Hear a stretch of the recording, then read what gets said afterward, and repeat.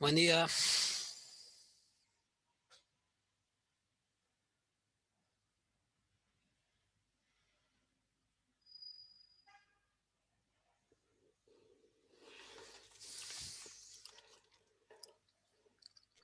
Buen día. Buenas. ¿Cómo andan? Muy bien.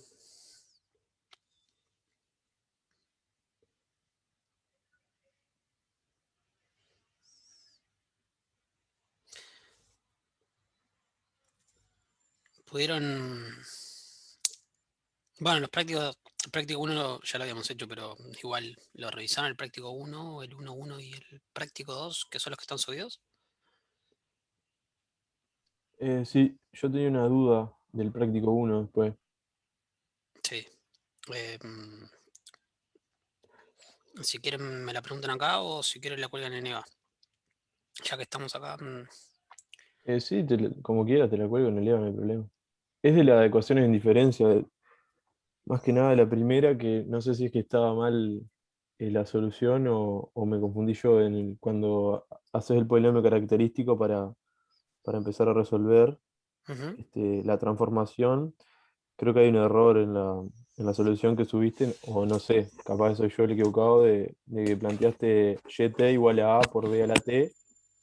Y después cuando empezaste a hacer la sustitución, como que hiciste, cuando en YT lo sustituiste por A por B a la T más 2. Y el YT más 2 lo sustituiste sin el más 2, no sé, fue algo así. ¿Me la querés escribir y ya la reviso? A ver, vuelvo a ir revisando por las dos. Pero para ver si es que hay un error de letra cuando la escribí.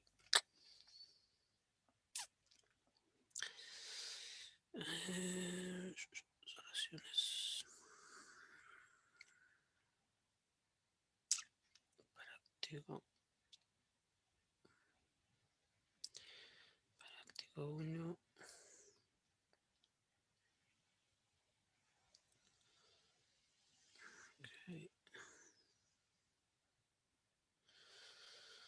El ejercicio.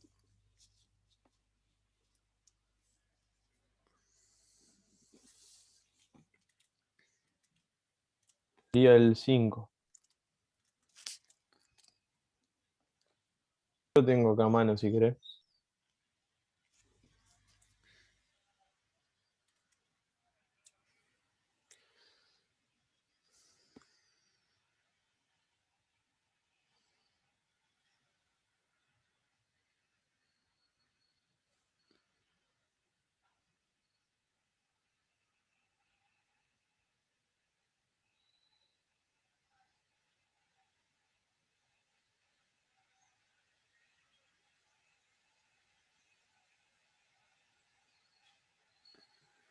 A ver si lo encuentro.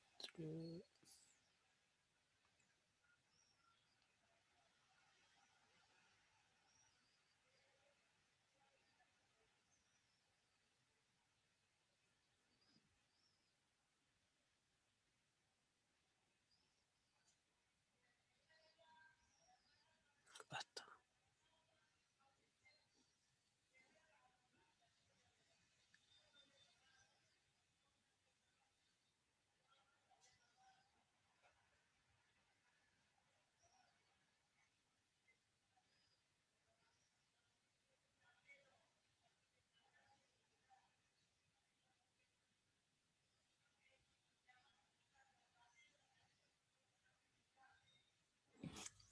Sí, acá lo tengo.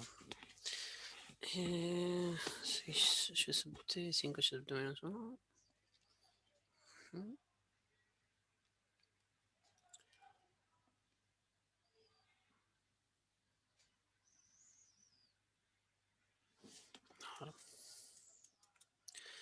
Vamos a ver.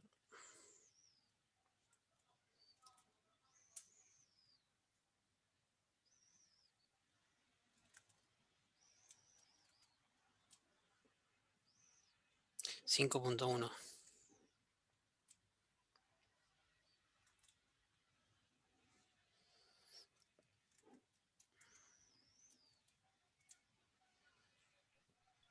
El 5.1 sí. O sea, mi duda es que a mí el polinomio característico me quedó diferente y el problema es ese, como que sustituimos diferente el YT.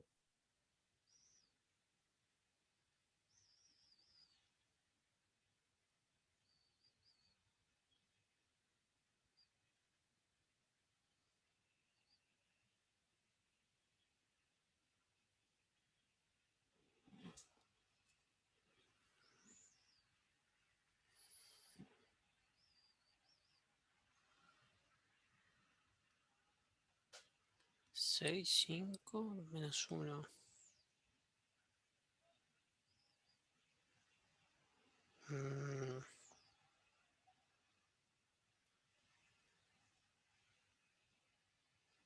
Chequeo. Ah, está bien, a ver, chequeo acá. Pará.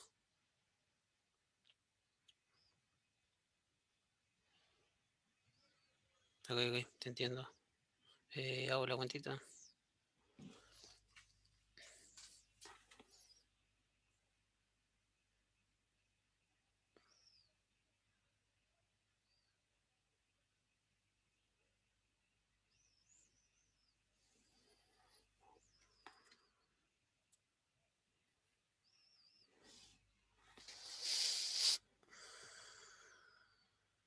Lo chequeo eso. O lo hago ahora. Espera, está. Sí. Lo voy a anotar.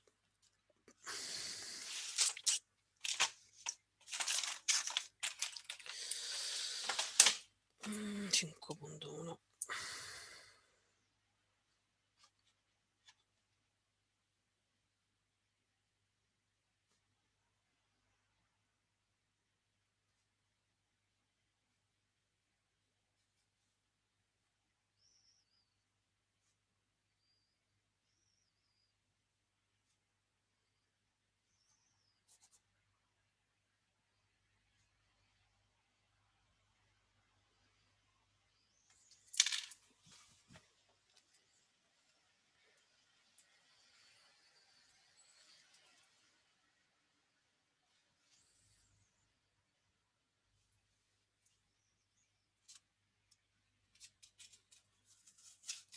¿Entendiste más o menos cuál es la duda? Sí,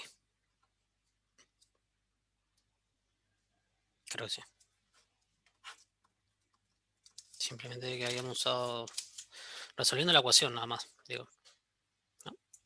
Que Sí, o habíamos sea, usado valores diferentes. lo que me genera la duda es, viendo la solución que vos subiste, es la sustitución esa que haces. No sé si me explico. Para No sé obtener si, lambda. porque viste, vos planteás YT igual a por B a la T. Sí, Y después cuando sustituís, eh, en una que es YT, lo sustituiste por A por B a la T más 2. No sé si lo ves a sí, eso. sí, sí, sí. ¿Eso es así o...? Lo que pasa es que los A te desaparecen acá. Y el T más 2 simplemente hace referencia por el momento del tiempo. Ah, ok, tal vez le debería haber puesto ahí. Lo puse genérico. Eh, a la T Claro, menos, sí. pero mi duda es cuando vos tenés YT, sustituís, o sea, tomás el T entonces como el menos 2. Exacto. Es como que en realidad al revés, ¿no? El 6. O sea, En realidad es como que lo estoy adelantando. O sea, porque en realidad claro, si esa no. ecuación se cumple para eso, si se va a cumplir para t más 2. Entonces en realidad te quería hacer 6 más 2 menos 5 más 1 menos YT. Claro, es otra transformación le aplicás. Entonces ahí Impecable. está. Eso. Dale. Y eso hay que hacerlo siempre, si no, no llegamos a la solución. O sea, siempre que tenemos así una ecuación rezagada. En este caso sí, pero o sea, se te va a cumplir igual la ecuación. Digo, sí yo lo llevé para adelante simplemente como. ¿Cómo se llama? Porque como estamos usando siempre, o sea, en realidad fue por comodidad nomás, pero como siempre estamos usando la notación YT más K menos, no sé cuándo expresas, estamos expresando YT más K igual a YT más K menos uno o YT igual a YT menos uno, por eso, nada más. Está impecable, gracias.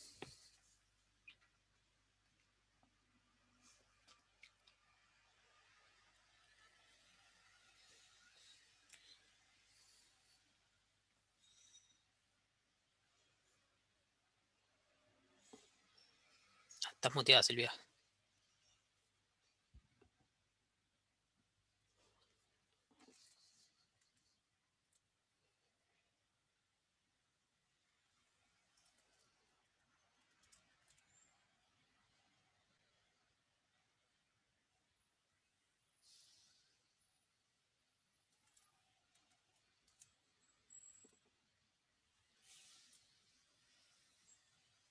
Silvia, estás muteada.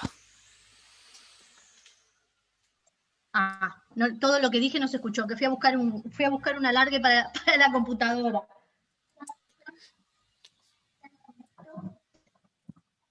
Bueno, veo que sintieron culpa de haber dejado sola y abandonada a Sofía en la clase anterior y decidieron venir a acompañarla. Me encantaría poder acompañarla siempre a Sofía, lo que pasa que como se me junta con muestreo. Yo me acuerdo que vos dijiste, Luciano, sí, que ibas a hacer una clase y una clase. Hola, buen día.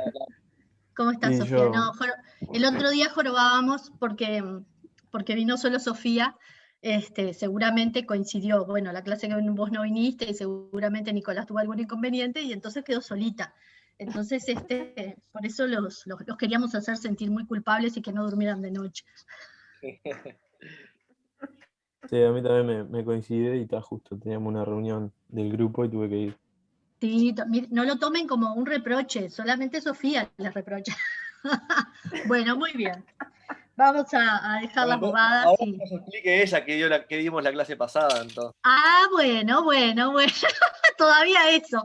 Escuchen, recién colgué, se me había pasado, colgué la grabación de la clase hace 15 minutitos, ¿está? Y yo la vi. Está.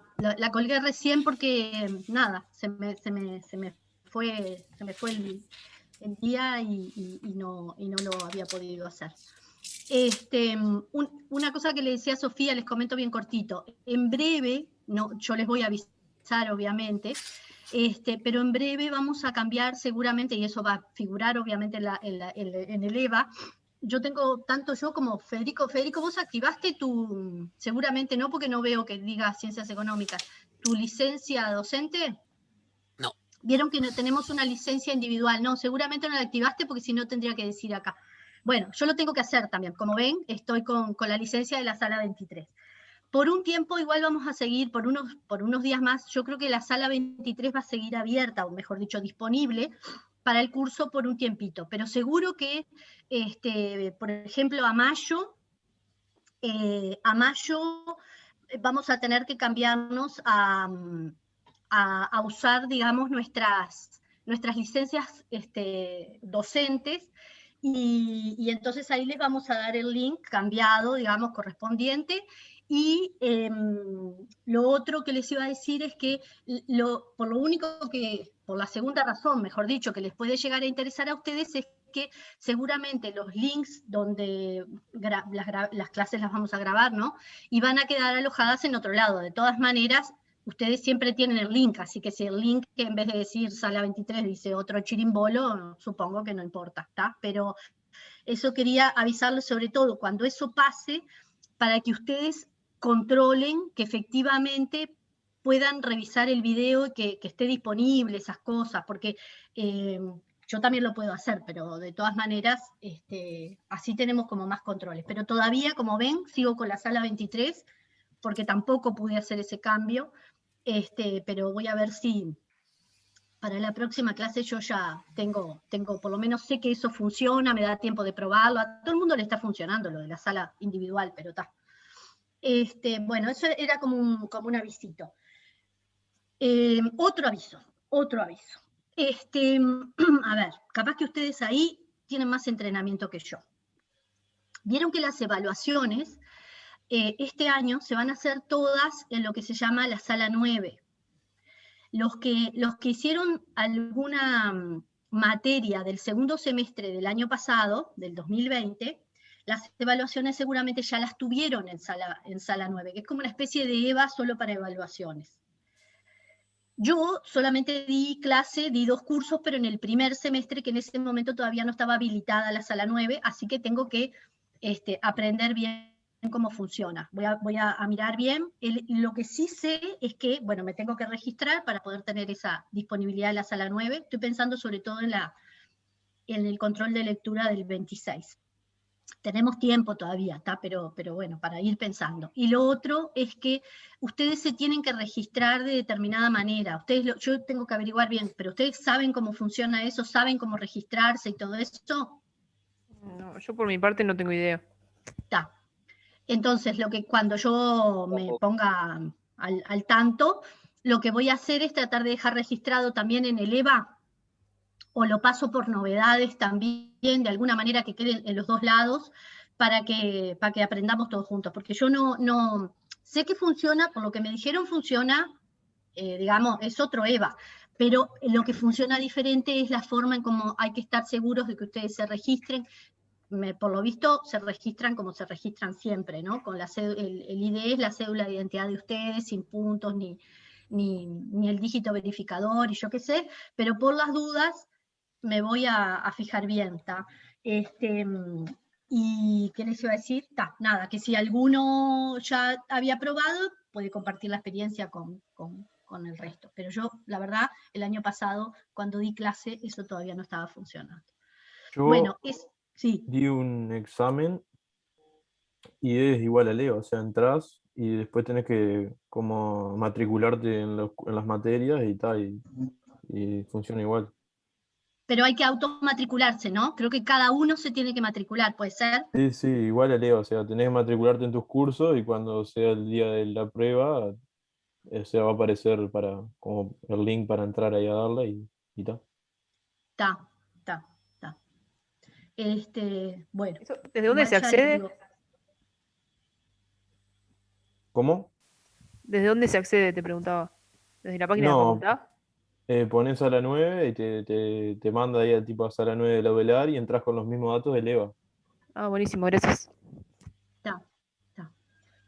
Sí, no tiene que ser muy distinto. Yo solamente como que siempre me da miedo que algunas de estas cosas puedan no funcionar, y por eso los pongo como en aviso para que, bueno, los que sepan puedan compartir la experiencia y listo. Igual voy a poner un cartelito y todo eso. Bueno, muy bien. Pasemos entonces, si les parece, a la clase de hoy.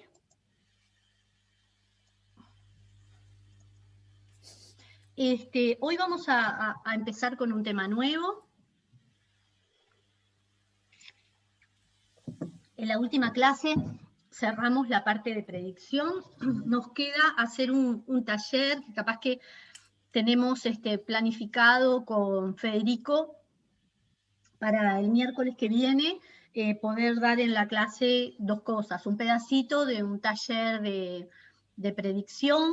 También una de las cosas que yo le decía a Sofía, y lo debe estar grabado en la clase pasada, es que Fede creo que subió el script en donde habíamos mostrado aquel ejemplito del caso de cómo funciona, cómo responde o cómo son los errores de predicción cuando nos enfrentamos a un quiebre muy próximo al periodo donde inicia la predicción.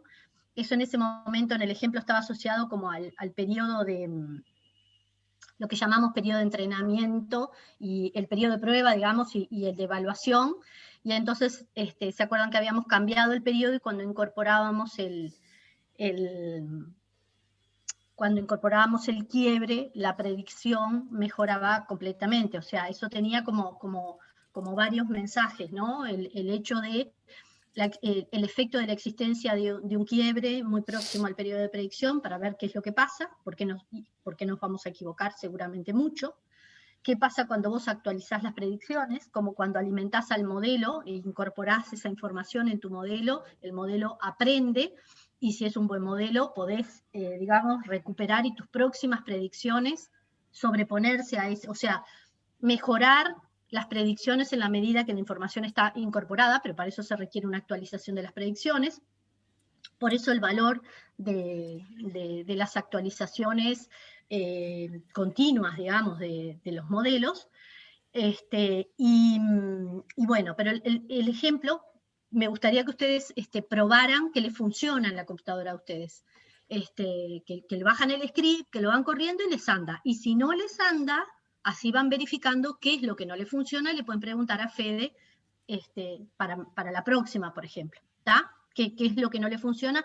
Porque si después en algún momento se requiere que trabajen con algún tipo de ¿cómo se llama?, de script del estilo de los que nosotros le dimos, queremos saber que eso efectivamente a ustedes les funciona, ¿tá? Porque como muchas veces no hacemos de forma simultánea, ustedes en su máquina y nosotros en la nuestra, sino que ustedes ven lo que nosotros hacemos, si se demoran en hacerlo, capaz que después se desesperan cuando no pueden preguntar, ¿tá?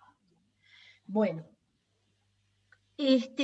como les decía, la idea de esta clase es arrancar con otro capítulo, digamos, otro tema del programa, que es el análisis de las series de tiempo desde el dominio de las frecuencias, ¿no?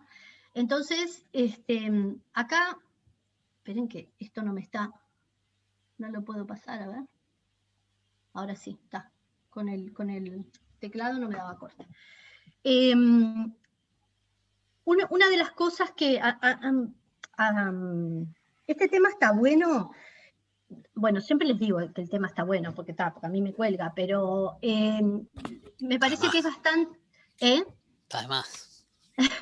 Es bastante interesante porque, por lo menos, a mí, cuando lo aprendí, me resultó sumamente, digamos, nuevo, en el sentido que siempre uno ve todo desde la perspectiva del tiempo. Incorporar esto, para mí, resultó una novedad. Y van a ver que tiene una utilidad bien interesante, que lo vamos a ir viendo a medida que pasen las presentaciones. Inicialmente lo que vamos a hacer es dar unas herramientas para ver cómo manejarnos en este nuevo mundo y después entender ese portal entre el dominio del tiempo y el dominio de las frecuencias, ¿no? Cómo lograr pasar de un lugar a otro y mirar las series de tiempo desde colocarnos en distintas perspectivas y tratar de ver entonces aspectos diferentes que desde la perspectiva del tiempo no vemos y las podemos ver desde el dominio de las frecuencias, que todavía no definí lo que es, pero es darles un poco de contexto a esto.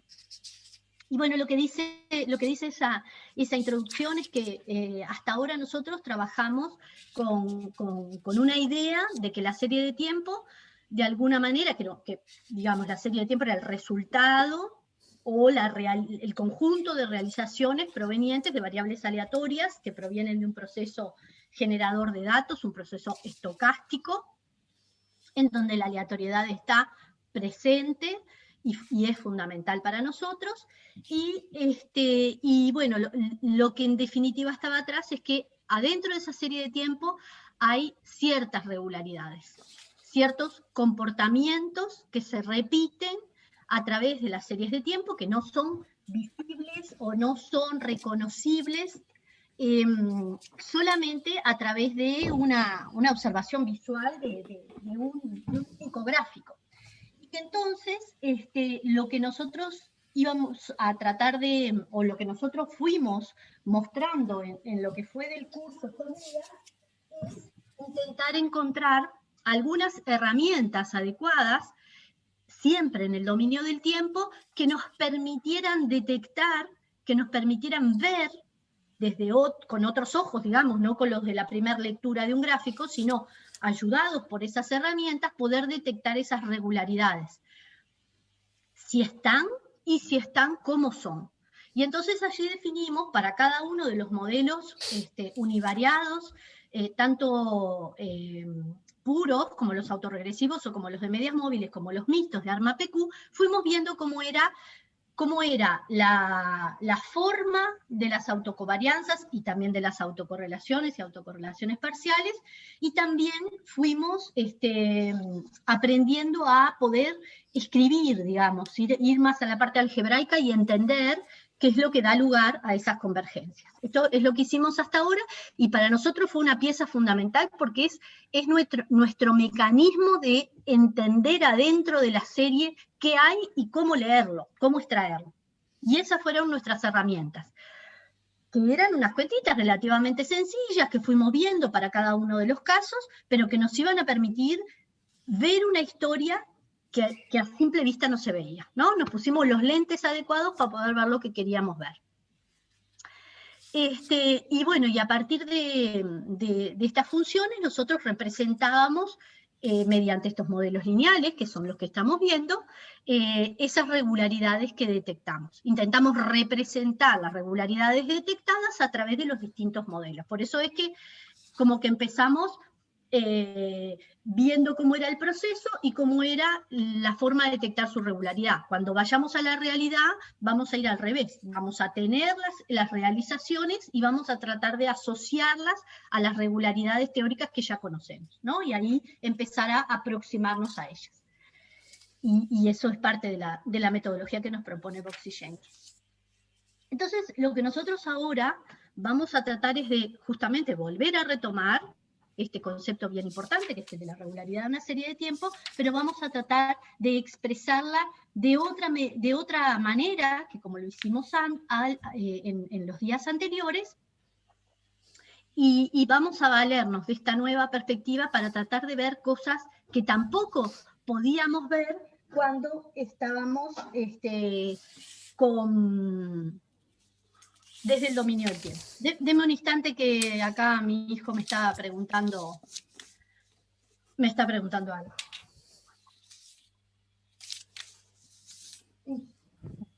Ya debe estar. Perdonen. El trabajo en casa, bueno, tiene esas interrupciones. Bueno, entonces lo que nosotros vamos a trabajar, y en este capítulo también todavía seguimos en un marco de procesos estacionarios. Hasta ahora nuestro mundo era ese mundo, era el mundo de los procesos estacionarios. Vamos a seguir por ahora en este mundo porque es como el primer escalón, y a partir de entender eso, luego vamos a como complejizar el análisis, pero ese punto de partida nos va a permitir conocer una buena parte de cómo funcionan estas herramientas. Entonces, bueno, vamos a seguir en un mundo de los procesos estacionarios, y lo que vamos a hacer ahora es concebir a una serie de tiempo como una combinación lineal de senos y cosenos de distinta amplitud. Vamos a ver que vamos a poder expresar, así como podíamos expresar a la serie de tiempo a través del teorema de Wald como una combinación lineal de shocks presentes y pasados con distintos pesos, ahora vamos a ver que otra forma, a partir de la cual vamos a poder escribir y vamos a poder pensar en esta serie de tiempo expresada como una combinación lineal de senos y cosenos. Y en función de esta nueva concepción, vamos a utilizar otras herramientas distintas a la función de autocorrelación y autocovarianzas y autocorrelaciones parciales, otras que nos cuenten también esa historia. O sea, en definitiva, lograr hacer identificación, por ejemplo, a través de estas nuevas herramientas que vamos a conocer cuáles son. Entonces, lo que vamos a utilizar es lo que es una representación espectral de una serie estacionaria. Todo esto va a estar basado, repito lo de la estacionariedad porque después lo vamos a levantar, pero todas estas cuentas son posibles tal cual son presentadas bajo ese supuesto. Entonces lo que vamos a hacer es descomponer a la serie Y sub t, en una suma de componentes sinusoidales, y esa suma ponderada, si quieren, van a tener, o esa combinación lineal de componentes sinusoidales, van a tener coeficientes Y esos coeficientes que multiplican a esas sinusoides van a tener características muy especiales. Primero porque no van a ser parámetros fijos, sino que van a ser también variables aleatorias, cuyas, que además esas variables aleatorias, esos coeficientes, por eso ahora quiero que piensen coeficientes no asociados a parámetros, esos coeficientes van a ser variables aleatorias que entre sí van a estar incorrelacionados, ¿está? Entonces, esto lo vamos a ir desarrollando. Ahora les quiero hacer como un panorama del cuentito y después los vamos a ir de a poquito viendo. Además de esta descomposición, porque en definitiva lo que voy a hacer es ir descomponiendo a la serie, de esa manera vamos a ver que hay también una descomposición equivalente, digamos, en términos de sinusoides, de la función de autocovarianzas. Cuando lleguemos a ese punto, ahí también vamos a ver, esa es como una especie de representación del portal, ¿no? Del pasar, cómo tengo esos dos instrumentos, los que voy a generar en el dominio de las frecuencias, en el dominio del tiempo, y cómo me dejan pasar de un lado al otro, por eso jorobo con lo de los portales, ¿no? Pasás la puerta, pasás por ahí, pasás por ese filtro y estás en un dominio o en el otro. Ahí tenés todo junto. Entonces, la descomposición espectral para los procesos estocásticos estacionarios es como una especie de equivalente de la representación de Fourier para las funciones determinísticas. Capaz que alguno de ustedes puede recordar, si lo vieron en matemáticas. Voy a abrir un poquito la ventana, disculpen un segundo. Mientras todavía no se pongan a gritar, acá abajo. Entonces, los que de alguna manera vieron estos temas en matemáticas, en algún curso anterior, podrán recordarlo. Si no, bueno, nosotros vamos a hacer no un uso intensivo, sino un uso instrumental, ¿tá? Vamos a utilizar algunos de los elementos que yo les voy a presentar acá, y sobre esa base no vamos a trabajar en forma profunda con el instrumento, ¿no? Con la representación de Fourier, sino utilizarnos y pararnos en esos casos. Entonces, la idea es justamente, ¿no?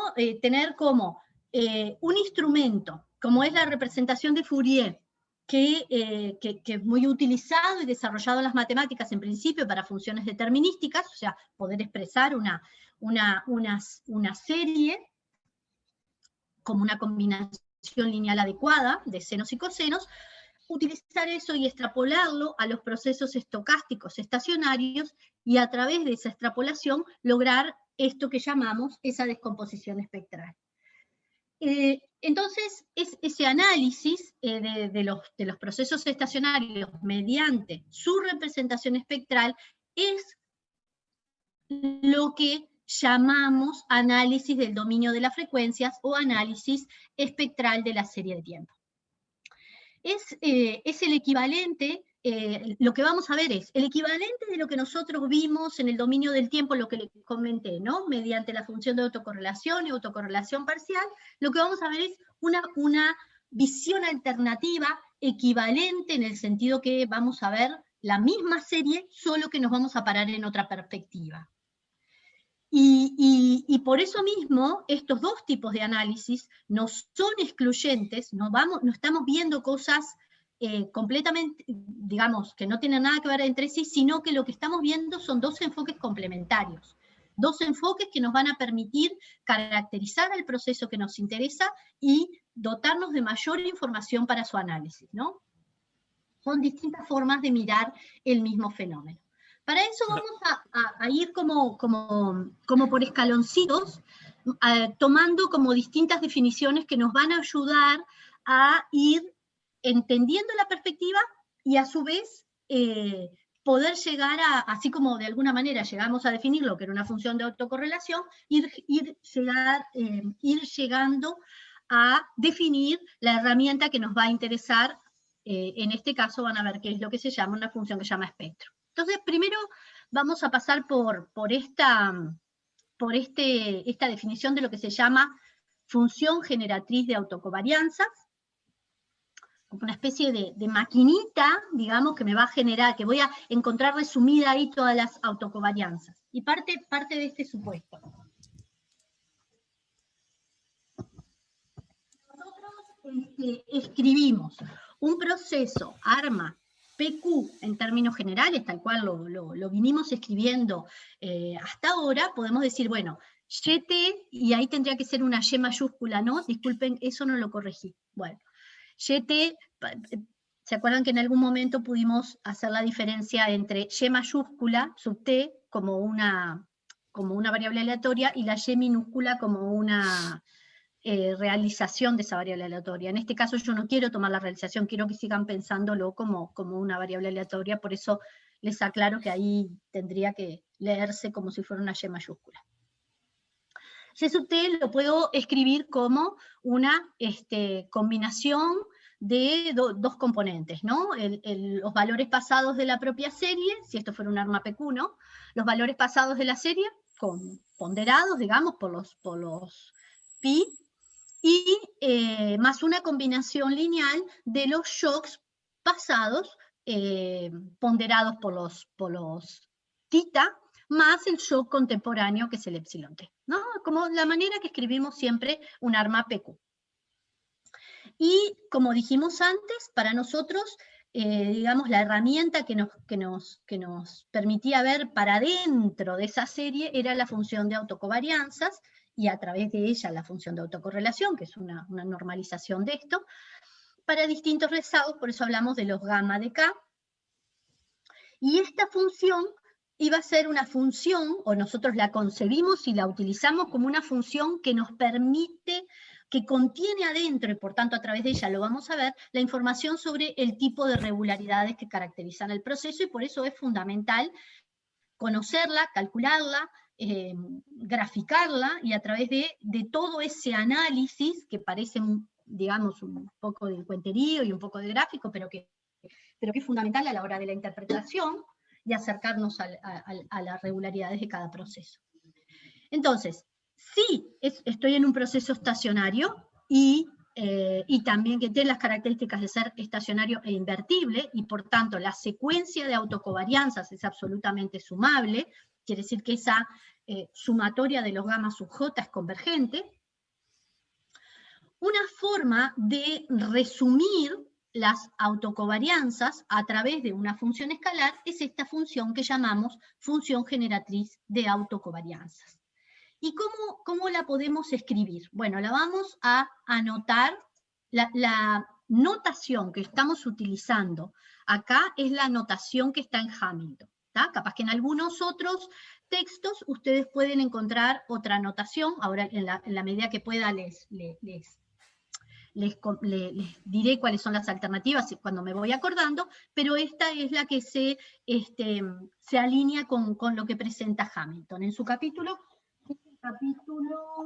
6, que se llama Análisis Espectral, que se los recomiendo, está súper lindo, que lo bichen. Bueno, entonces esta función generatriz de autocovarianzas, por justamente la palabra generatriz, es que se llama G sub Y para identificar la función generatriz de qué variable es, de Z. Ahora vamos a ver qué es Z. Bueno, Z es un escalar complejo, y por ser un escalar complejo, nosotros sabemos que cualquier escalar complejo lo podemos representar también como una combinación de senos y cosenos, o sea, Z lo puedo representar como el coseno de W menos I seno de W. ¿Y qué es W? W es un ángulo medido en radianes, ¿tá? El ángulo que Z forma con los reales. Y entonces, y el I es raíz de menos 1, ¿no? Es un número representa un número imaginario. Entonces, nosotros vamos a decir, bueno, yo puedo representar a la función generatriz de autocovarianzas como una sumatoria, o si quieren una combinación, de los gamma sub J por Z a la J. Los gamma, por ser procesos estacionarios e invertibles, esto me permite, digamos, trabajar con esa sumatoria sabiendo que voy a estar en condiciones de sumabilidad, digamos, de que converge.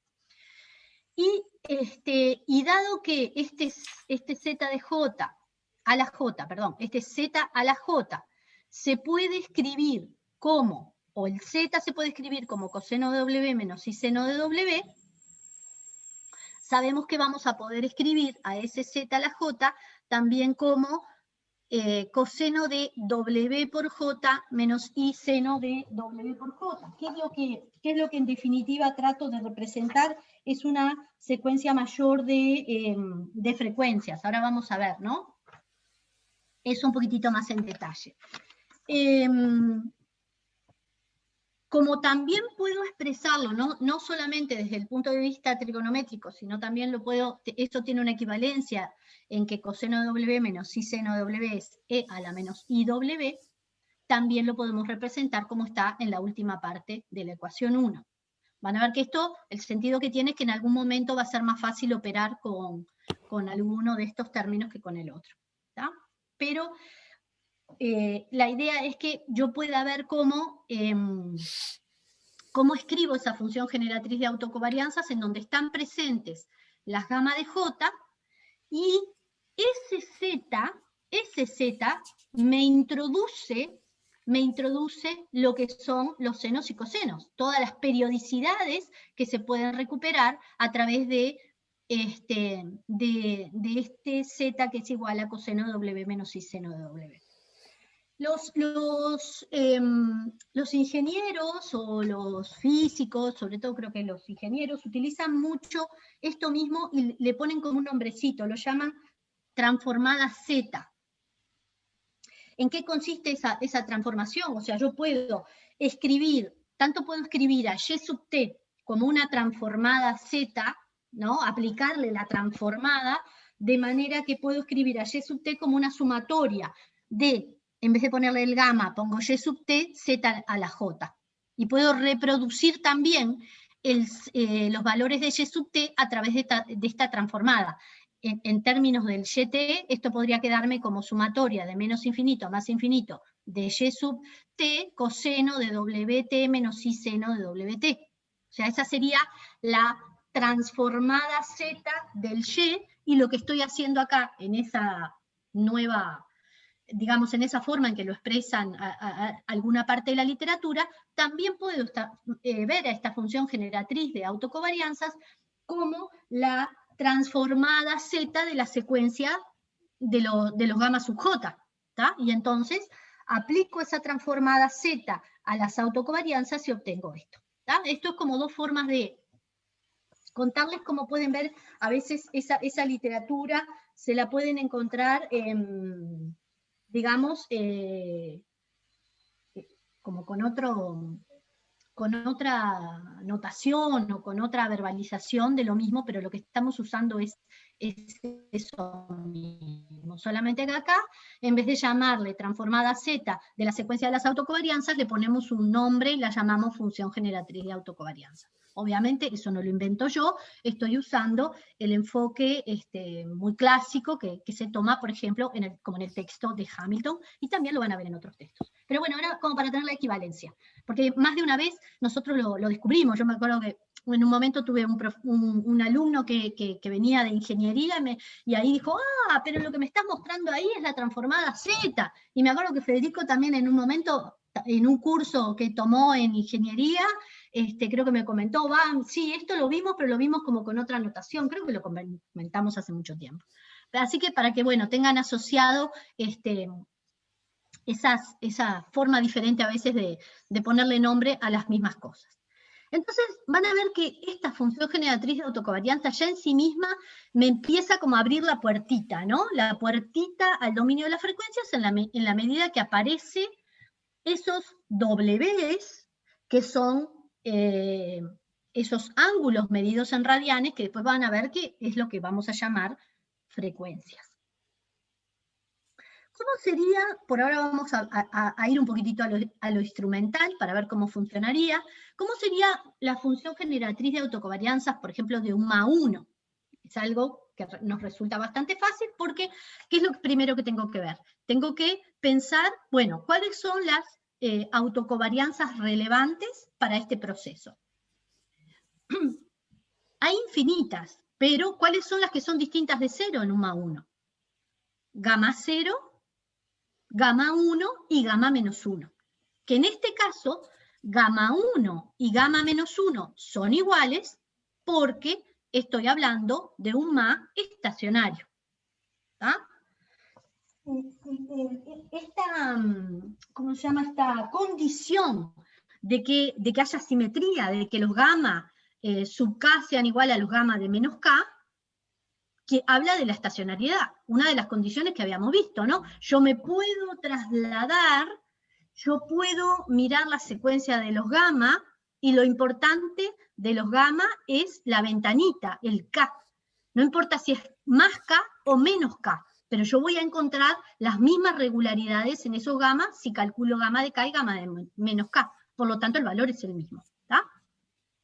Entonces, para calcular la función generatriz de autocovarianza, lo primero que tengo que ver es todos los gamma de J relevantes para mi proceso. Entonces, para el caso del MA1, escribo como es el gamma 0, para el gamma 1 y el gamma menos 1, que son iguales, escribo como son, y yo sé que por ser un MA1, todo el resto de los gamma K son 0 cuando K es mayor que 2, o sea, lo podría generalizar para un MAQ, sabiendo que desde 0 hasta Q menos 1 van a tener un cierto valor, y a partir de Q igual K, van a ser 0. ¿Tá? Entonces ahora, en base a eso, calculo cómo es la función de generatriz de autocovarianzas. Bien, lo que me decía la función generatriz de autocovarianzas era,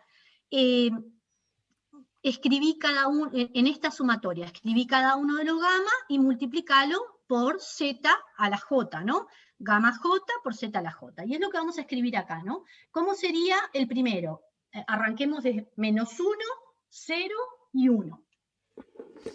Tendríamos tita por sigma cuadrado. Acá me comí el epsilon, ¿tá? Pero estoy hablando de lo mismo. Esto me doy cuenta solo cuando lo leo. Cuando lo escribo no puedo verlo 500 veces y no darme cuenta. Acá tendría que decir sigma cuadrado epsilon porque es el mismo que de acá arriba, ¿tá? Entonces, ¿cómo sería gamma de menos 1? Tita por sigma cuadrado epsilon multiplicado por z a la menos 1. ¿Cómo sería el segundo sumando? Bueno, sería gamma 0, que es 1 más tita cuadrado por sigma cuadrado epsilon, por z a la 0, que va a ser 1. Más el gamma 1, que es tita por sigma cuadrado epsilon, por z a la 1. ¿Tá? Entonces ahí lo primero que hacemos es describir cada uno de los sumandos de esa función generatriz. Y después empiezo a hacer cuentitas, ¿no? Saco factor común, la varianza que es igual para todas, bueno, y hago las cuentitas que las pueden hacer ustedes, les recomiendo que agarren papel y lápiz, en 2 minutos las hacen, en vez de que yo les esté leyendo acá cómo hacer las cuentas, y van a ver que llegamos a este paso que está acá abajo, que dice que llegamos a esto. Sigma cuadrado epsilon, ¿cómo me queda la función generatriz de autocovarianza? Sigma cuadrado epsilon por 1 más tita z a la menos 1 por 1 más tita z. Entonces, recuerden que como estamos en un MA1, ¿cómo sería tita de L? Tita de L, o sea, el polinomio en L de la parte MA es 1 más tita L. Se parece mucho a esto, ¿verdad? Este es el que me induce la correlación a partir del ruido blanco, ¿no? Si ustedes escriben, es esto que está acá. Este es el ruido blanco, este es el que le introduce la correlación, porque el ruido blanco no la tiene, pero este es el filtro que le introduce la correlación y me lleva a Y sub t. Bien, entonces, en definitiva, la función generatriz de autocovarianzas me trae esa información también, ¿tá? Y yo la puedo escribir como sigma cuadrado epsilon por tita de z, ahora, tita de z por tita de z a la menos 1. Entonces logré llegar a esta forma de escribir la función de autocovarianza partiendo de cuáles son los gamma j en cada proceso. En este caso solamente necesito saber la forma de los tita de L y por tanto de los tita de Z. En un MAQ, bueno, miren ustedes, digamos, cómo quedaría. en un más infinito? Bueno, voy a utilizar una generalización de lo que vimos, ¿no? Lo que vimos es, bueno, primero vamos a escribir el más infinito lo puedo escribir como, si tiene una media distinta de 0, que sea mu, o bueno, si es 0, mu también puede ser 0, más lo que sería la parte de medias móviles, ¿no? En donde yo como representaba cómo escribía ese más infinito, como, en forma resumida, como un psi de L por epsilon t. ¿Cómo era este polinomio psi de L? Este polinomio psi de L era psi 0 más psi 1L más psi 2L cuadrado y así hasta infinito. ¿Tá? Para que fuera estacionario, cosa que sigue siendo importante, le establecía un requisito, digamos, le pedía que esa sumatoria fuera convergente. Por ejemplo, lo puedo escribir de esta manera, que esa sumatoria desde 0 hasta infinito, en valor absoluto los psi de k sean menor que infinito. Entonces, ese sería un proceso, estoy frente a un proceso más infinito estacionario y voy a escribir cómo es la función generatriz de autocovarianzas. Generalizando un poco esto que vimos acá, y que van a ver que acá va a quedar igual también, ¿no? Va a quedar la forma del tita de L en términos de tita de Z, con los coeficientes con los exponentes positivos multiplicado por ese polinomio tita de L, ahora en Z con los coeficientes negativos, con los exponentes negativos, disculpen. Bueno, acá hacemos lo mismo, entonces ¿cómo me va a quedar? Yo lo voy a poder escribir cualquier proceso estacionario como un más infinito, y la función generatriz de autocovarianzas va a tener esta forma, sigma cuadrado epsilon por el polinomio psi en Z por el polinomio psi en Z a la menos 1. Lo mismo, vamos a ver un ejemplito nada más del autorregresivo de primer orden, cómo sería, y después van a ver que en definitiva vamos a utilizar esto como un trampolín para generalizarlo tanto a los ARMA PQ, a los ARPI como a los ARMA PQ.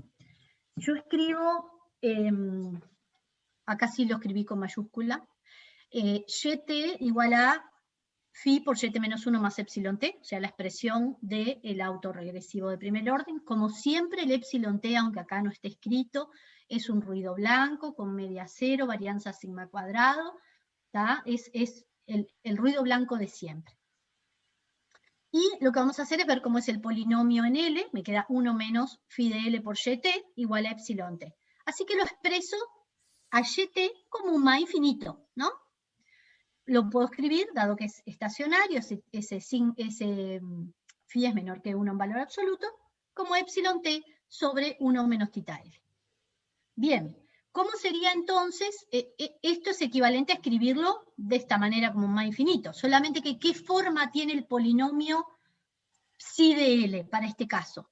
Es 1 sobre 1 menos phi L. Sencillamente estoy tomando la equivalencia entre esta expresión y esta que está acá. Entonces, si esta es la forma que tiene el phi de L, lo que voy a hacer es reescribir esto mismo en términos de el polinomio en Z y el polinomio en Z a la menos 1. Y me va a quedar escrito como la función generatriz de autocovarianzas de un AR1. Como sigma cuadrado epsilon por 1 sobre 1 menos phi Z por 1 menos phi Z a la menos 1. ¿Tá? En general es bastante sencillo, la lógica siempre es la misma, ¿no? ¿Cómo calculo yo la función generatriz de autocovarianza de un proceso? Bueno, tengo en la cabeza que la tengo que escribir como la sumatoria de los gamma de J, Z a la J.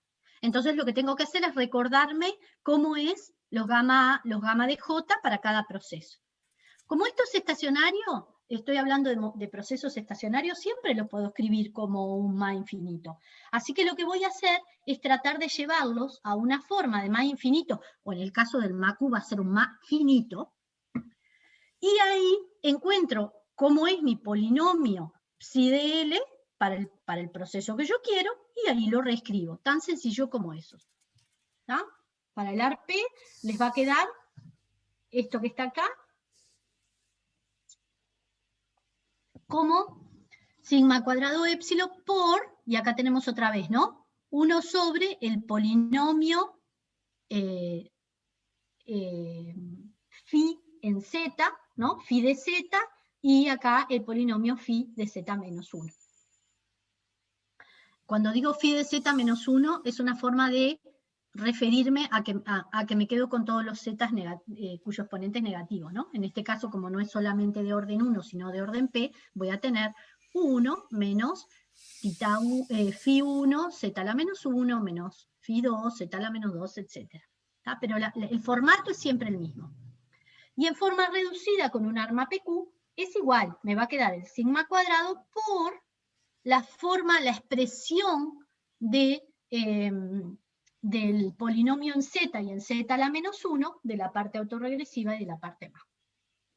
Entonces, llegamos ahí a algo que después vamos a usar para poder llegar a nuestra función que nos va a contar qué hay adentro de cada serie, que era el espectro. Y van a ver que vamos a transformar esta función generatriz, vamos a hacer una pequeña transformación y ahí vamos a llegar al espectro. Entonces, por eso es que les presento primero la función generatriz, ¿tá? Que además es eso, es como tiene varios, no solamente el valor de ser un puente para llegar a definir el espectro, sino también que además me introduce este z, y colado con el z me vienen todos los senos y cosenos, todas las periodicidades que eso trae y todos estos W que son las frecuencias, ¿está? Bien, vamos ahora a tomar como un puntito que también definimos antes y que vamos a trabajar ahora, ¿no? Dejemos como en stand-by esto que dijimos que es la función generatriz y ahora vamos a tratar de entender o a repasar o a reescribir lo que implica la representación espectral de una serie. La idea es que, bueno, ustedes saben que es posible aproximar una función definida en un intervalo finito, los reales, con el nivel de precisión que yo quiera, mediante una suma ponderada de funciones senos y cosenos en las frecuencias armónicas crecientes. Esto es como un punto de partida, es decir, bueno, yo sé que esto lo puedo hacer, y entonces voy a pararme en esto y utilizarlo para este mundo discreto en el que me muevo, en donde no tengo integrales, sino que tengo sumatorias. Por lo tanto, esto mismo se va a cumplir para el caso de las secuencias, ¿tá? Entonces, yo voy a representar la trayectoria de mi proceso Y sub t con el grado de precisión que yo quiera, lo voy a poder reescribir y aproximar como una suma ponderada de funciones periódicas. ¿Y qué funciones periódicas? Esos senos y cosenos. Coseno de WT, seno de WT, en donde W es una frecuencia angular particular. La esencia justamente del análisis de Fourier es la representación de una secuencia de datos en términos de funciones sinusoidales. Eso, en definitiva, de manera capaz muy burda, seguramente si me escucho un matemático me corregiría y me diría que estoy diciendo algo demasiado imperfecto, pero como para tener una representación, en definitiva lo que podemos pensar, ayudarnos a pensar en esto. Lo que yo voy a intentar tomar de ese análisis de Fourier es justamente esta representación de una secuencia de datos en términos de funciones sinusoidales. Solamente que nuestros datos no van a provenir de una función determinística, sino de un proceso estocástico. Y ahí es donde vamos a introducir algunas otras cuestiones. Algo que les comenté y que todavía no definimos, tenemos el nombre pero todavía no definimos qué es la herramienta fundamental que vamos a utilizar nosotros para poder captar esas regularidades de la serie desde el dominio de las frecuencias, que es el espectro poblacional. ¿Y qué es lo que va a hacer ese espectro poblacional? En definitiva, me va a permitir captar cuáles son los ciclos relevantes, porque en definitiva, si yo estoy utilizando esta expresión en términos de senos y cosenos, que son funciones periódicas, y por tanto la puedo asociar a ciertos ciclos regulares, ¿no? Justamente esa es la característica de estas funciones periódicas. Por lo tanto, y como lo que voy a tener es una combinación lineal de esos senos y cosenos, no todos van a tener el mismo peso, o mejor dicho, es una combinación lineal ponderada, le agregaría el nombre de ponderada, algunos pesarán más, otros pesarán menos, dependiendo de cuán preciso quiero que me reproduzca mi Y sub t. Entonces, seguramente a mí lo que me importe como final o como una parte de esta historia es decir, bueno, si yo puedo definir a la Y sub t como una combinación lineal de ciclos, y esos ciclos me dan cuenta de las regularidades más importantes de la serie, bueno, quiero saber cuáles son los más importantes, cuáles son los que contribuyen más a definirme esa periodicidad o esa regularidad que tiene mi serie. Y eso es lo que voy a tratar de detectar. Lo voy a poder escribir como una combinación lineal de senos y cosenos. Voy a tener ciertos ponderadores que tienen características especiales, que es lo que vamos a ver ahora. Y a través de esto, yo sé que esa serie me va a permitir esa expresión, y cuando lleguemos al espectro poblacional se va a convertir en mi herramienta fundamental para contarme la historia y decirme, los ciclos más importantes en tu serie son los que corresponden a las frecuencias o a los periodos de tal tipo. Eso va a ser lo que vamos a tratar de encontrar y de desentrañar. Y como les comenté, ese espectro poblacional va a ser una transformación de la función generatriz de autocovarianzas. Por eso la función generatriz de autocovarianzas era como una especie de portal, ¿no? Me va a llevar desde el dominio del tiempo, en donde la información me la trae abajo del brazo la gamma de J, a el dominio de las frecuencias, que es escribir el espectro poblacional en base a las periodicidades o a las frecuencias. ¿Cómo escribo el espectro poblacional? Nosotros después vamos a ver, digamos, esto como en más detalle, pero ahora, para que tengan como un panorama, lo llevo hacia cómo escribir el espectro poblacional. Bien, ¿se acuerdan que la función generatriz de autocovarianzas estaba evaluada en ese escalar complejo que yo llamaba ZJ, por tener estas características de ser un escalar complejo, lo podía escribir como coseno de W menos I seno de W, y en forma equivalente como E a la menos IW. Y era raíz de menos 1, y el W es la frecuencia medida en radianes. Entonces, si nosotros agarramos la función generatriz de autocovarianzas y la dividimos por el factor 2pi, tenemos allí el espectro poblacional. Tan sencillo como eso. Si nosotros agarramos la función generatriz y la dividimos por 1 sobre 2pi, perdón, la multiplicamos por 1 sobre 2pi, o la dividimos sobre 2pi, en tontitas, yo les comento por arriba, pero las van a hacer ustedes, igual están en las notas, llegamos a esto que está escrito acá. A ver, ¿cómo llegamos a esto? Nosotros sabemos que la función generatriz, voy para arriba, la función generatriz la puedo escribir como E a la menos IWJ o este componente en su equivalente coseno de WJ menos I seno de WJ, ¿no? Y como es una función generatriz de procesos estacionarios, tenemos que los gamma de J son iguales a los gamma de menos J. Entonces vamos a tener un gamma 0, que es el único que no tiene correspondiente, digamos, es solo gamma 0, y después tenemos los gamma positivos y los gamma negativos. ¿Tá? Y eso es lo que está escrito acá. Esperen que voy para abajo.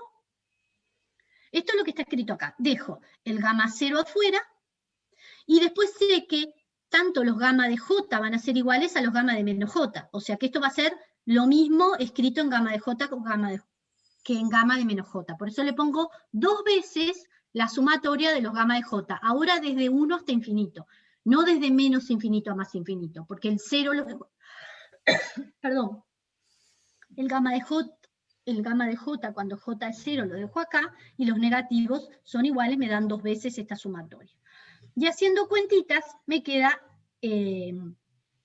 me queda dos veces la sumatoria de 1 a infinito de los gamma de J por coseno de WJ. Una forma resumida. ¿Tá? Esto es equivalente a esto. Y así llego yo al espectro.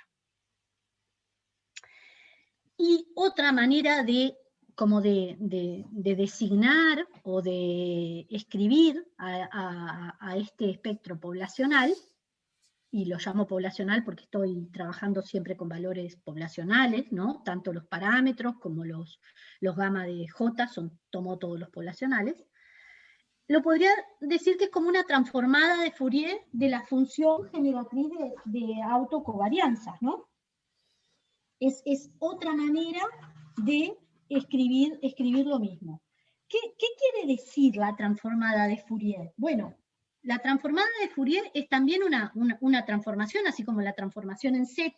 Ahora tenemos la transformada de Fourier, que es como el equivalente. O sea, si yo quisiera escribir al proceso X, ¿cómo se llama? Si le quiero aplicar la transformada de Fourier a X, no a la generatriz, ¿no? A una serie X, le quiero aplicar la transformada de Fourier, esta operación, ¿qué es lo que hace? Lo que hace es, escribiría a X de W, no lo escribí acá, después lo voy a ver si lo puedo incluir en las presentaciones o en las notas.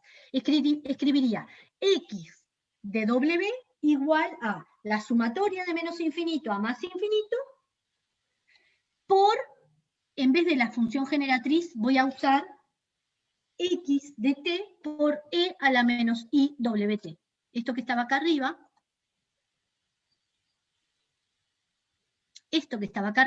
que de alguna manera era lo mismo que yo les comentaba, era la transformada de Fourier de las autocovarianzas, y ahí le ponía el nombre función generatriz de autocovarianzas. Si quiero sacar la transformada de Fourier del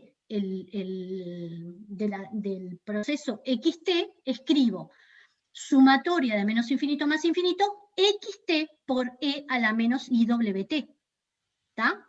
Entonces, la transformada de Fourier lo que me hace es, me transforma la serie, que es función del tiempo, en una función compleja vinculada a W, porque obtengo XW igual a la sumatoria de XT por E a la menos IWT.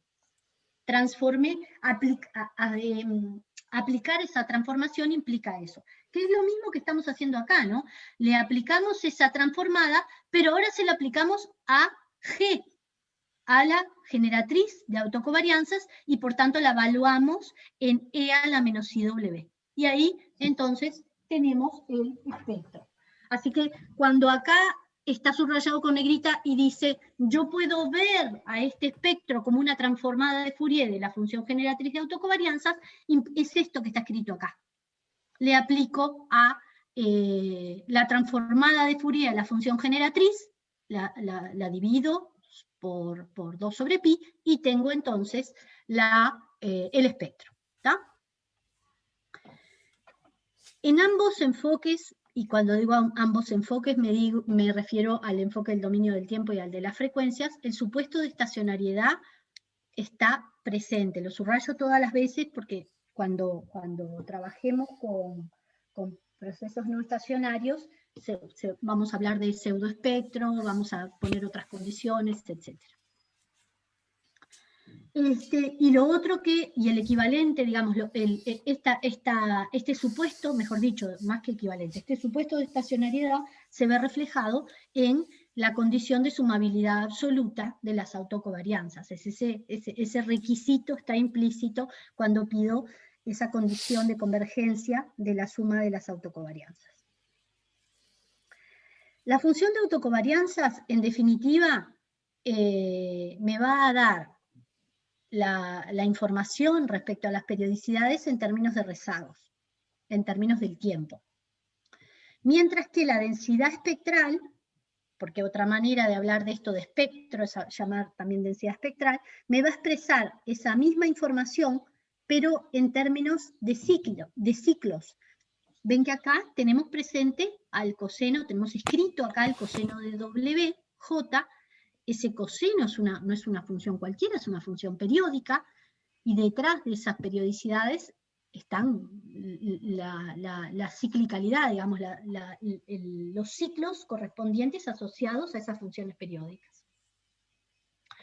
Entonces, vamos a tratar de clarificar un poquitito esto, referirnos a lo que implica cuando hablamos de periodicidad de una serie de tiempo y volver un poquitito sobre esto de las series de Fourier.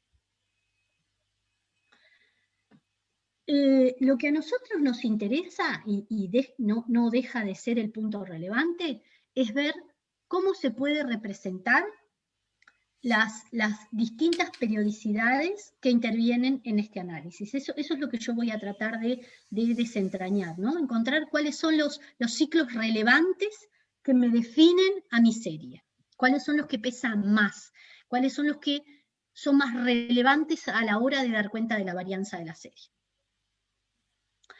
Y vamos a, para eso, tratar de poder tener también un link entre lo que es período, que cuando hablamos de período hablamos de unidades de tiempo, y su relación con frecuencias, con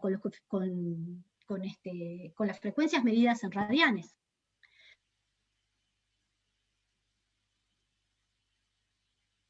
Para poder interpretar esos resultados del dominio de las frecuencias que capaz que nos resultan más extraños, llevarlos a el dominio del tiempo, que es como la forma en que nos funciona más normalmente nuestra cabeza de acuerdo a nuestros conocimientos, ¿no?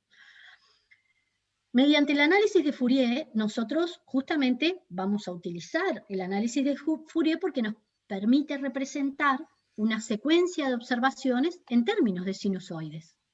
Entonces, como nos va a permitir representarlo como funciones sinusoidales, nos va a permitir visualizar los ciclos y ver cuál pesa más para definir nuestra serie. Entonces, ¿por qué usamos este tipo de funciones sinusoidales? ¿Por qué nos interesa para el análisis que nosotros queremos hacer? Porque esas funciones sinusoidales tienen ciertas características, ciertas propiedades que las hacen herramientas útiles. Por ejemplo, el comportamiento de estas funciones sinusoidales no cambia ante cambios de escala. Por ejemplo, la amplitud de una sinusoide no depende ni del origen ni de la escala de la variable. Y eso van a ver que es algo, digamos, que nos ayuda. Por otro lado, la suma de sinusoides, y acuérdense que nosotros vamos a expresar todo como una combinación lineal de sinusoides, y si esa suma de sinusoides tiene una frecuencia común, el resultado es otra sinusoide con la misma frecuencia. Y eso va a ser para nosotros importante. Quiero volver sobre el tema de las periodicidades.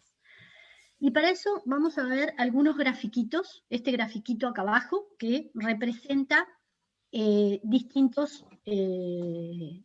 funciones de seno. Para 3 valores distintos de W.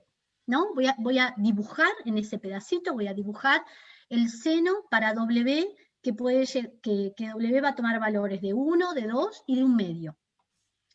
Y para un W igual 1, con distintos valores de T, me queda dibujada esta función que está en azul. Cuando W toma el valor 2, van a ver que me queda dibujada esta en rojo, y cuando W es el más chiquito de todos, que es 1 medio, me queda dibujada esta otra que está acá. Entonces, perdón, la que está en negro es 1, la que está en azul es 1 medio, y la que está en 2 es la que está en rojo. Capaz que no sé si lo dije bien al principio. Bueno, estas funciones que son periódicas, lo que implica, parece obvio, pero lo quiero escribir igual, quiere decir que hay cosas que se repiten cada cierto periodo. Y entonces a mí me va a importar captar, como me importa captar las periodicidades, cuando digo quiero captar las periodicidades relevantes, quiero decir, quiero ver qué es lo que más veces se repite, ¿no? Lo que es más regular.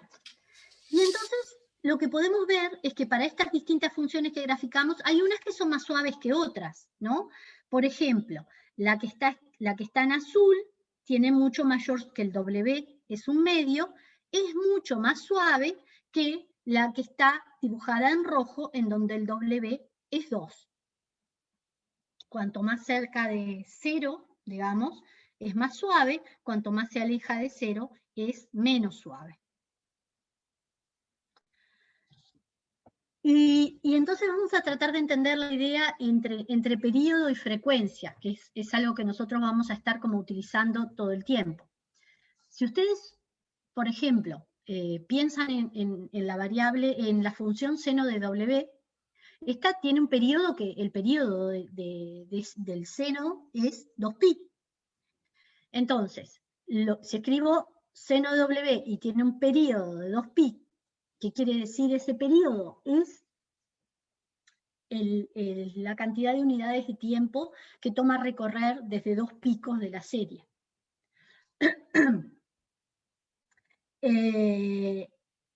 Puedo escribir seno de t como seno, entonces, de 2pi por t. Y lo que vamos a ver es que el periodo y las frecuencias, hay una relación inversa entre ellas.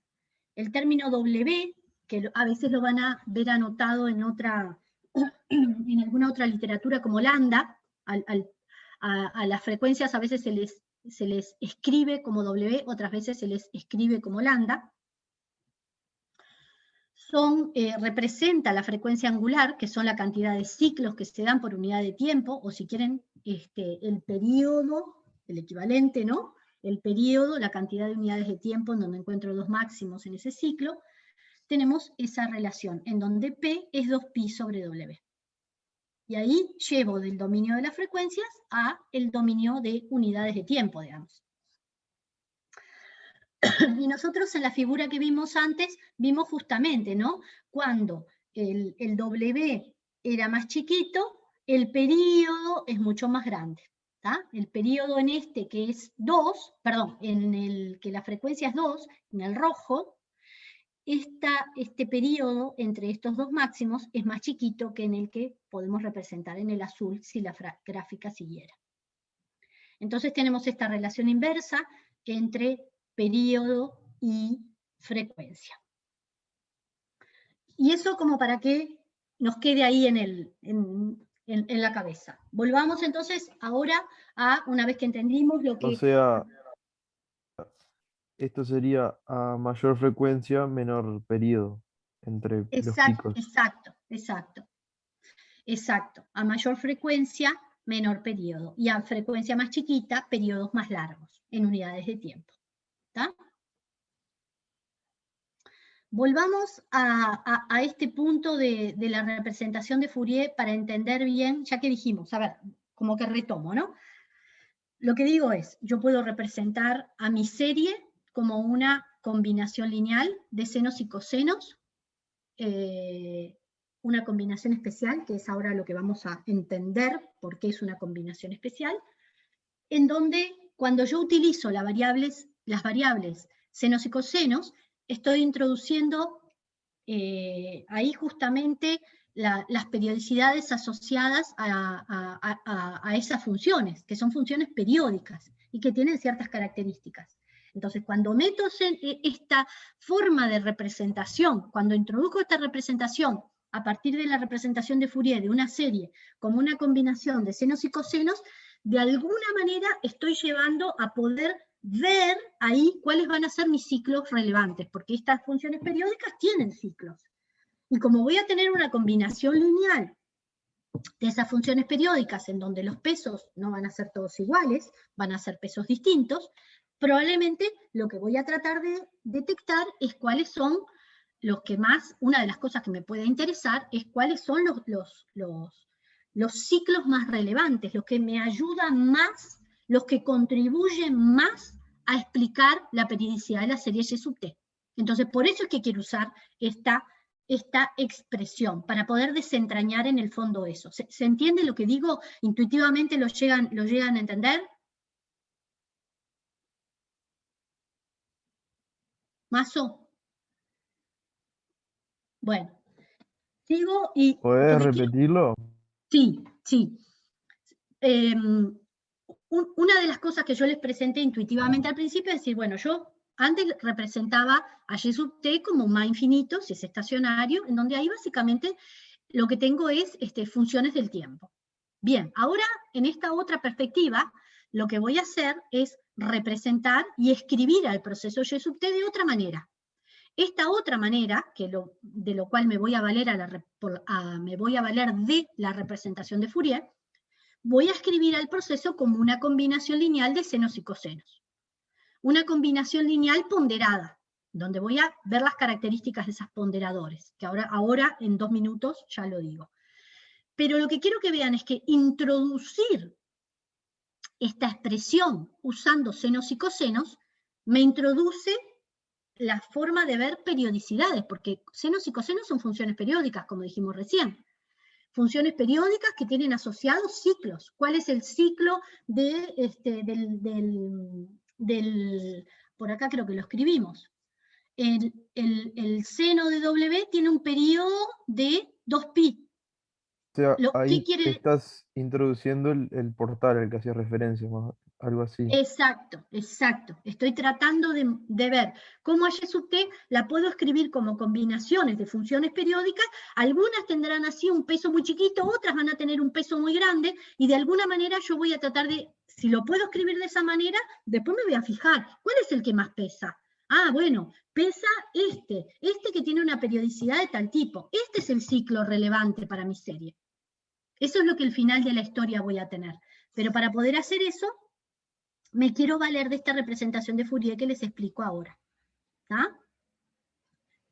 ¿Y quién me trae la información de los ciclos? Los senos y los cosenos, ¿no? Así como los WJ, perdón, así como los gamma de J, las autocovarianzas, me traía información abajo del brazo correspondientes a regularidades en el dominio del tiempo. Estos cosenos y senos me van a traer abajo del brazo la información asociada a los ciclos. Algunos pesarán menos, como tenemos una combinación de muchos, unos pesarán menos, otros pesarán más. El objetivo es tratar de reproducir lo más posible a Y sub t. Y eso es lo que quiero tratar de mostrarles ahora. ¿Quién me va a contar después toda la historia esta? El espectro. El espectro me va a decir, yo estoy de acuerdo, vos lo expresás de esta manera. Entonces yo a través del espectro me meto y te digo cuál es el que más pesa. Eso es como una forma burda de decir cómo va a funcionar esta herramienta. Una pregunta. Estoy tratando de visualizar un poco todo esto que hacía primer impresión, no lo logro ver muy bien. O sea, la idea es, vamos a tener un espectro va a estar las frecuencias, ¿no? Y vamos a ver cuál es la que tiene más peso. Pero interactúan entre sí las frecuencias de menor peso con las de mayor peso, o solamente te fijas cuál es la que tiene mayor peso. Bueno, ahí te vas a fijar, te estás como adelantando al final de la historia, pero te podés fijar lo que quieras, porque tu pregunta también, y vas a ver que lo vamos a ver más adelante, y si revisan las notas está también, lo que vos podés preguntarte es, la otra pregunta, ¿qué peso tiene la frecuencia, no sé, pi sobre 4, que se corresponde a un periodo de tanto en mi serie? Podés preguntarte eso. Y ahí lo vas a responder. Ah, bueno, tiene un peso de tanto. El espectro te va a descomponer los distintos ciclos que componen a la serie con distintos pesos. Entonces vos vas a poder decir, este pesa más, este pesa menos. Ahí depende de tu pregunta. Si tu pregunta es cuál pesa más, vas a poder tener esa respuesta. Si tu pregunta es el ciclo correspondiente a una periodicidad del tal tipo, ¿cuánto pesa? También lo vas a poder responder. Porque vas a tener esa descomposición. O sea que vamos a descomponer la serie en no sé cuántos ciclos, que la suma de esos ciclos va a dar la serie. Exacto. Básicamente. Exacto. ¿Qué es lo que vamos a ver acá ahora? Y para eso nos valemos, digamos, no lo inventamos, usamos la representación de Fourier. Eso es lo que quiero presentarles ahora. ¿Por qué puedo hacer eso? ¿Por qué puedo contestar eso? Porque puedo hacer esta representación. Entonces yo digo, bien, lo que en el marco del análisis de Fourier, lo que yo puedo hacer es aproximar mediante una combinación conveniente, una combinación ponderada, funciones seno y coseno. ¿Tá? Entonces vamos a ver qué es conveniente y qué es esa ponderación. Yo podría escribirlo entonces como, ¿se acuerdan que les dije? Así como Y sub t, yo le puedo aplicar la transformada de Fourier. En definitiva, lo que estoy haciendo es eso, escribirla como la transformada de Fourier. Lo único que ahora lo voy a hacer primero para un conjunto acotado de frecuencias. Por eso uso la sumatoria, no uso el integral, ¿no? Estoy en principio, digo, bueno, yo voy a tener un número finito de senos y cosenos. ¿Cuánto? De J a M. M combinaciones de senos y cosenos. J va a ir de 1 a M. Y yo voy a poder escribirlo como gamma de J, coseno de WJ por T, más seno de WJ por T. Los W, que son esas frecuencias, van a ir entre 0 y pi. ¿Por qué? Porque además tienen una cierta periodicidad. ¿Se acuerdan que se repite cada 2 pi? Todo lo que yo vea entre 0 y pi va a ser igual a lo que yo vea entre 0 y menos pi. Como se repite, lo acoto, porque es periódica, me va a ayudar, lo acoto entre 0 y pi. ¿Está? Y yo sé que el W lo podía expresar como 2pi sobre el periodo. Acá lo pasé a tiempo t, ¿no? Si escribo WJ, es lo mismo que 2pi por J sobre T. Y esto va a ser siempre como múltiplos de lo que llamo la frecuencia fundamental. ¿Cuál es la frecuencia fundamental? 2pi sobre T. Esa es como la primera. Todos los otros son múltiplos, ¿no? Por eso digo W1 es esto, y WJ es un múltiplo, ¿cuánto? Si J es 2, si J es 3, si J es 4, me va a ir dando los distintos múltiplos. Entonces, yo tengo elementos de una secuencia finita que los puedo expresar en términos de senos y cosenos.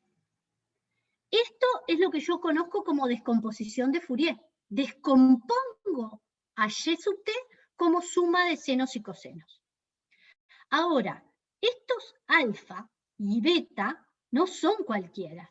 No son, porque estoy en un proceso. Y sub t, acuérdense que yo estoy en el mundo de las series de tiempo. Es un proceso, es una variable aleatoria que procede de un proceso estocástico. Es aleatorio. Esos coeficientes, esos ponderadores, gamma J, WJ, que pueden ser gamma 1, beta 1, alfa 1, beta 1, alfa 2, beta 2, alfa 3, beta 3, para cada uno de estos sumandos, no son parámetros constantes, son variables aleatorias en sí mismas también, que se les conoce con el nombre de coeficientes de Fourier. Y esas variables aleatorias, ¿qué característica tienen? Tienen una media cero y tienen una varianza constante y que es igual entre cada variable aleatoria, alfa j y beta j. ¿Tá? Tienen características especiales esas variables aleatorias.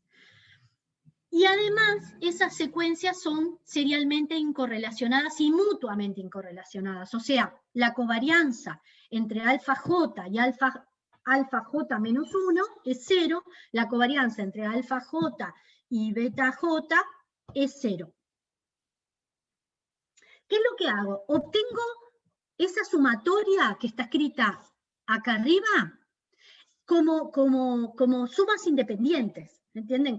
El hecho de que esas variables aleatorias tengan características relevantes hace que no haya una correlación, sino que cada una de ellas sea, digamos, como independiente la forma en que puedo expresar estos ciclos, no están enganchados.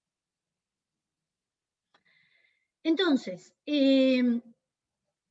esto es el final de la historia. Yo sé que lo puedo escribir así, solamente que ahora quiero que sepamos las características de esos ponderadores, que no son cualquiera, que son variables aleatorias, Y acá sencillamente vuelvo a definir esto de qué es gamma de J, ¿no? Son múltiplos de lo que llamo frecuencia fundamental y bueno, y cómo me va a quedar esos n cuando, como se repiten, digamos, cómo me queda si la cantidad de observaciones que tengo es par o es impar, ¿está? Otra vez esos gamma y beta de J alfa, digo dale con gamma, alfa y beta de J son, tienen un nombrecito, que lo llamamos coeficientes de Fourier.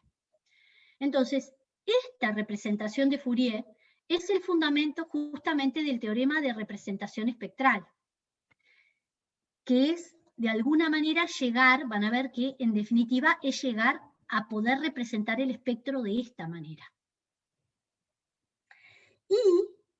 Y va a ser el equivalente, ese teorema de representación espectral va a ser como el análogo al teorema de Wall en el dominio de las frecuencias. Yo puedo expresar a Y sub t, si es un proceso estacionario invertible, como una combinación lineal de un componente estocástico, que es una combinación lineal de medias móviles, y un componente determinístico que puede ser de cualquier tipo. Eso es lo que decía el teorema de Wall. Bueno, la representación espectral dice, a Y sub t lo puedo escribir de esta manera.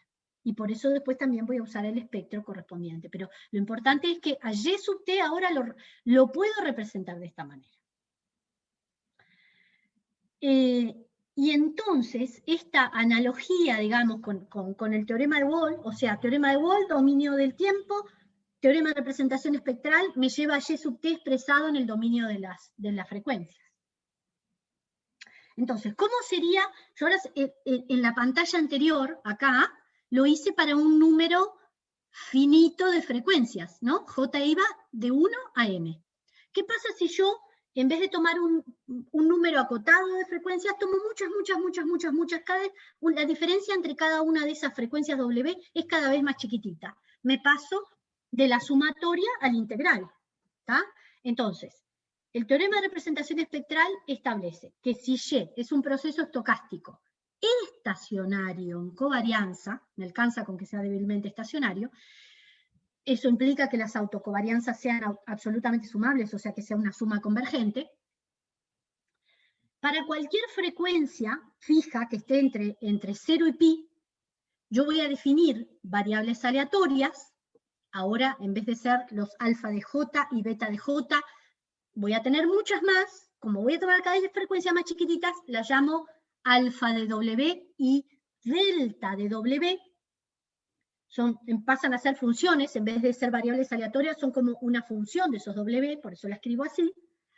Y puedo representar a Y sub t de esta manera. Esto es lo mismo que escribimos antes, en vez de tener una suma de m frecuencias, tengo de 0 a pi, en donde el intervalito entre cada frecuencia es cada vez más chiquitito, por eso uso ahora el integral y no la sumatoria. Y esta función alfa de W y esta función delta de W tienen las características equivalentes al alfa de J y beta de J que definí antes. O sea, tienen una media cero, las alfas de W para distintos tramitos de las frecuencias están incorrelacionadas. Por ejemplo, si yo tomo la integral entre W1 y W2 de alfa de W, van a ver que está incorrelacionada con el integral entre W3 y W4 de alfa de W. O sea, entre ellas también están incorrelacionadas. Lo que estoy haciendo es como yendo un pasito más atrás y tomo unidades de frecuencias cada vez más chiquititas, ¿no? Lo otro era mucho más discreto, me acerco a la parte de continuidad. Y lo otro es que eso mismo pasa con los delta de J, como pasaba con los BJ, y a su vez entre ellos están incorrelacionados. O sea, la integral entre W1 y W2 de alfa de W va a estar incorrelacionada con la integral de W3, W evaluada, ¿no? En W3, W4, de delta de W. O sea, siguen teniendo el equivalente, esto es escribir lo mismo que les definí antes, pero ahora ya en un tiempo continuo, no en un tiempo discreto. Entonces, vuelvo a escribir esa Y sub t de esta manera. Y lo que me dice el teorema de representación espectral es, me permite mostrar este proceso estacionario que tiene una función de autocovarianzas absolutamente sumables, lo puedo escribir como una yuxtaposición de procesos elementales de naturaleza periódica. Eso es una forma de describir esto que está escrito acá arriba.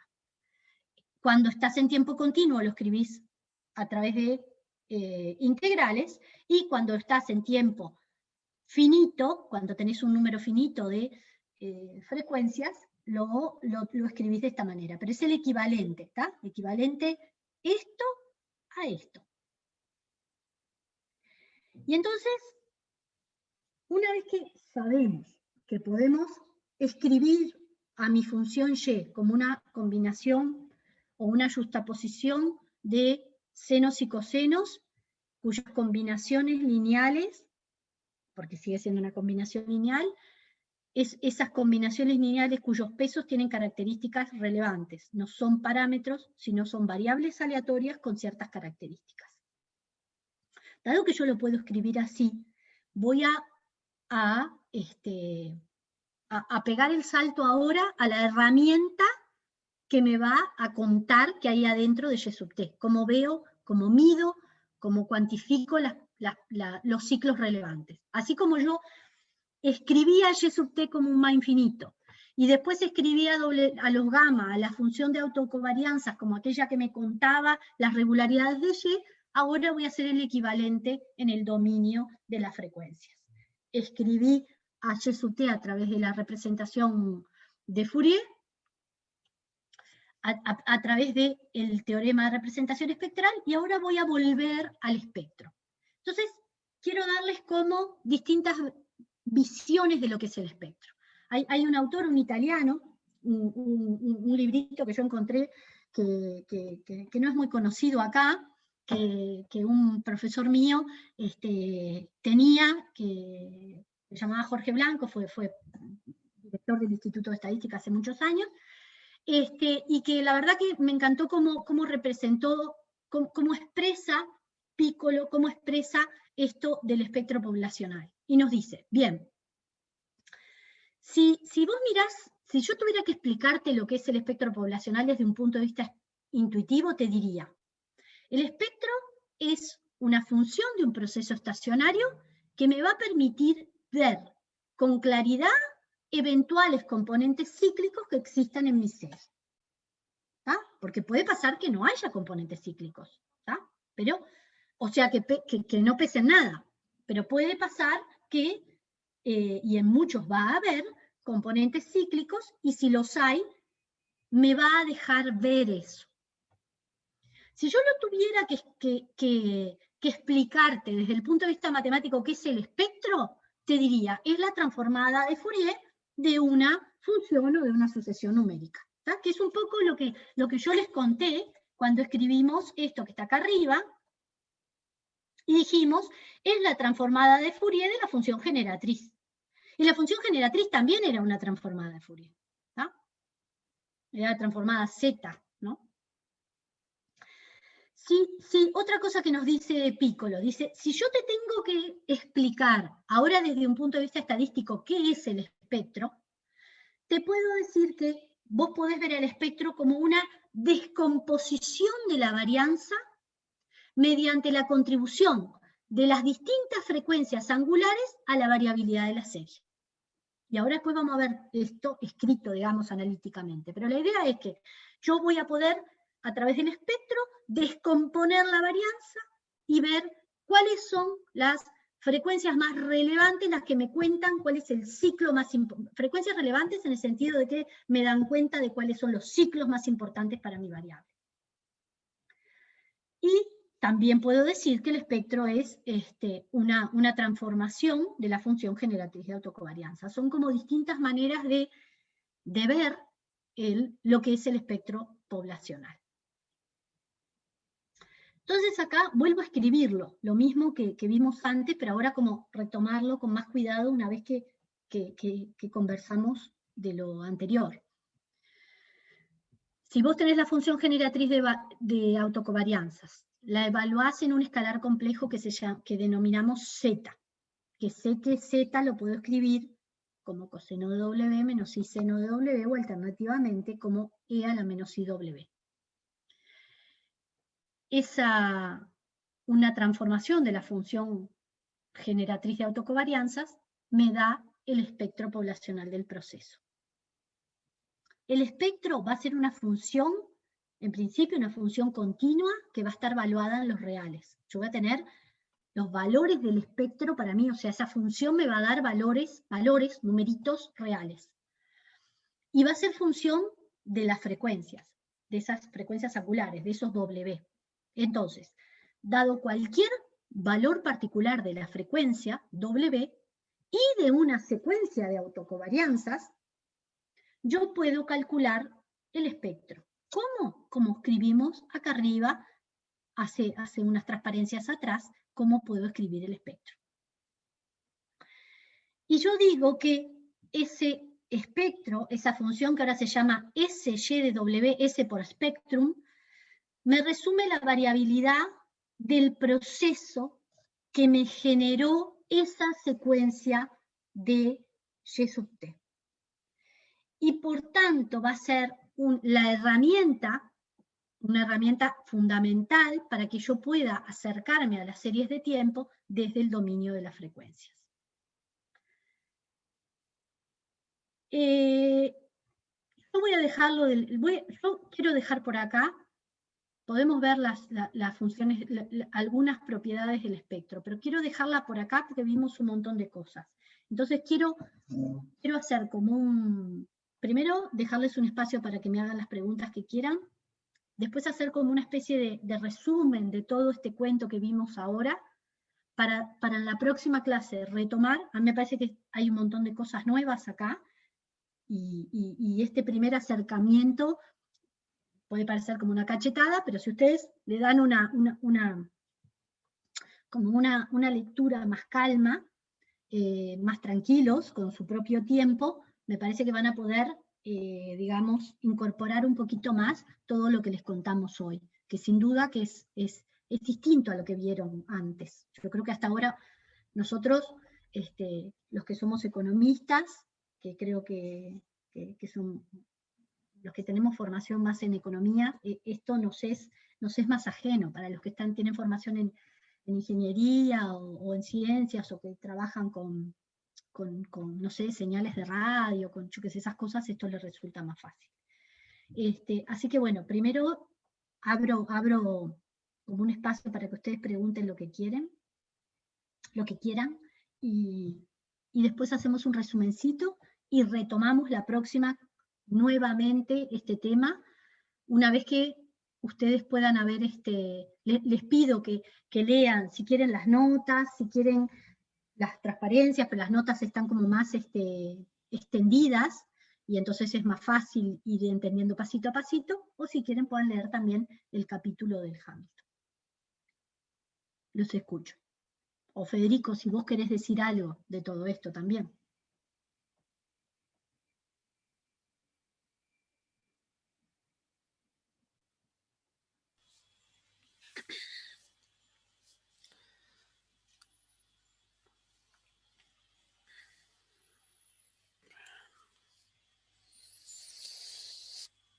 Pueden no decir nada también, no se sientan así como presionados. Yo por si querías meter algún bocadito, o si los estudiantes quieren preguntar algo, genial.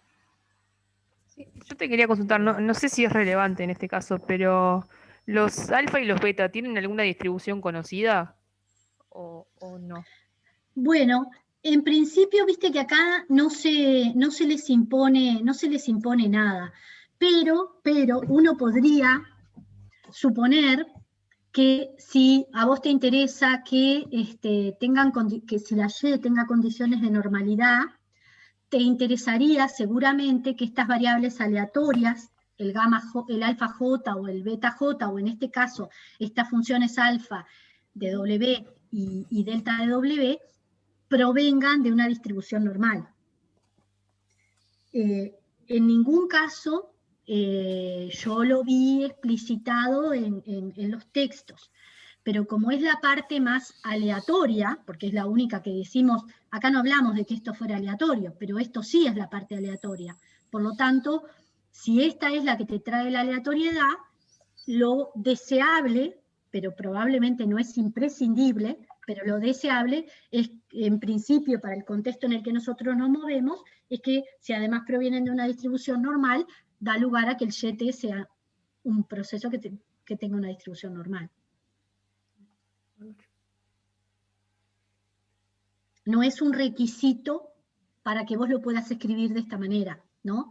Lo que sí es un requisito es la estacionariedad, que no necesariamente está asociado a la distribución normal. Vos podés tener un proceso estacionario que no sea normal. Entonces, por eso creo que los textos no hacen hincapié en hablar de la normalidad, porque hasta ahora lo único que importa es representarla de esta manera, y que con esto yo pueda ir al espectro y que me cuente cuál es el ciclo relevante. Y en ninguno de esos casos todavía me pregunté sobre la distribución. Pero supongo que para que Y sea normal, le vas a pedir a esas funciones, a esas variables aleatorias que provengan de la distribución normal. Bueno. A mí me quedó una duda, Silvia. Sí. Creo que es en la diapo anterior a esta, a ver. No. Ahí. Cuando planteas YT igual a esa sumatoria, ¿Sí? los cosenos y los senos, ¿lo vamos a incluir nosotros, o sea, según a hipótesis que veamos de la serie? O sea, sería como generar un modelo y después, por ejemplo, mediante una regresión, ver si esa frecuencia que incluimos era relevante o no, algo así, ¿sería? Nosotros, lo que vas a ver en el final de la historia es que nosotros no vamos para nosotros lo relevante, la historia fundamental va a ser llegar al espectro. Y no vamos a pedirle ni al programa ni a nada que nos escriba y nos estime esto. ¿Por qué? Porque para nosotros Y sub t va a ser, digamos, el conjunto de realizaciones es lo que a mí me importa. Yo sé que lo puedo escribir de esta manera, pero no voy a pedir que lo escribamos. No, nos vamos a saltear escribirlo de esta manera. Lo que no me voy a saltear es decir, yo concibo a Y sub t de esta manera y lo que voy a hacer es después llegar a esta función. Y esta sí la vas a estimar, porque lo que sí vamos a ver más adelante, en la próxima clase, además después de ver de las qué propiedades tiene esta herramienta que yo voy a usar, después te voy a mostrar, bueno, ¿cómo es el espectro teórico de un AR1? ¿Cómo es el espectro teórico de un AR2? Y bueno, vos fijate que como tenés de alguna manera los gamma J, los gamma 0, va a poder estimarse este espectro, ¿no? Primero lo vamos a escribir teóricamente. Y va a estar bastante asociado a estos gamma que se corresponden con un modelo. O sea, vos no nos vamos a desprender del modelo paramétrico, digamos, ARMA-PQ que partamos en la historia. O sea, primero vamos a tener que identificarlo, vamos a decir, bueno, yo estoy en un AR1, perfecto. Para un proceso AR1, ¿cómo es la forma de mi espectro? Y ahí, o cómo es para un AR2, o cómo es para un MA, o cómo es para un ARMA. Lo mismo que hicimos con la función de autocovarianzas, lo vamos a hacer en el espectro. Lo que no vamos a hacer es detenernos a escribir a Y sub t de otra manera, sino que el que nos va a traer la información sobre lo que hay adentro de Y sub t es el espectro. Y este es al que vamos a exprimir lo más que podamos. Claro, o sea, siempre vamos a partir de un modelo que primero lo definimos. Exacto.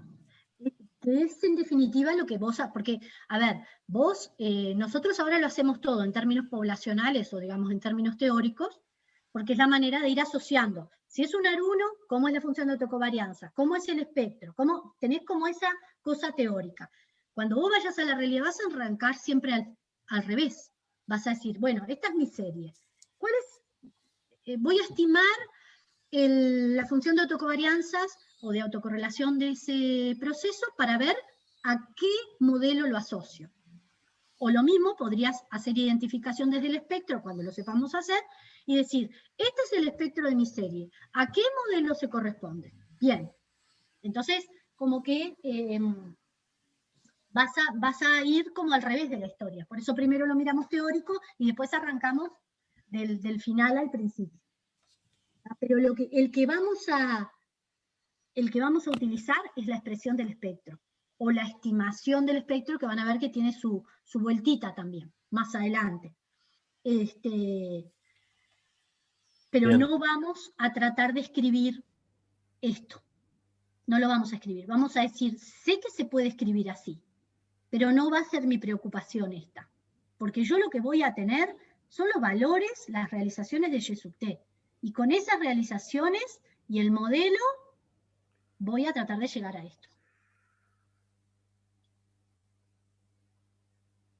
Bien. Gracias.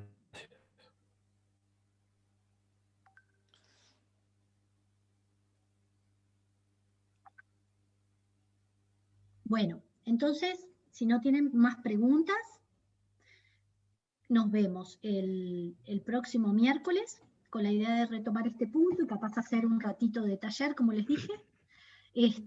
Si tienen tiempo, como que denle una segunda... Yo soy de la idea de que uno aprende por capas, ¿no? Es como una cebolla mismo. O sea, en tu primer lectura o en tu primer presentación del tema, te puede quedar la intuición, te puede quedar como una primera agarradita de las cosas. Cuando uno lo vuelve a leer, te apoyás un poquito más seguro lo que fuiste entendiendo. Y así en una segunda y tercera lectura y en retomar los temas, uno empieza como a incorporarlos, sobre todo en temas tan nuevos como esta perspectiva. Así que si tienen un ratito el fin de semana y lean, son unas poquitas páginas, se lo pueden volver a leer, incluso para traer las dudas. Volví a mirar esto y no lo entendí, ¿no?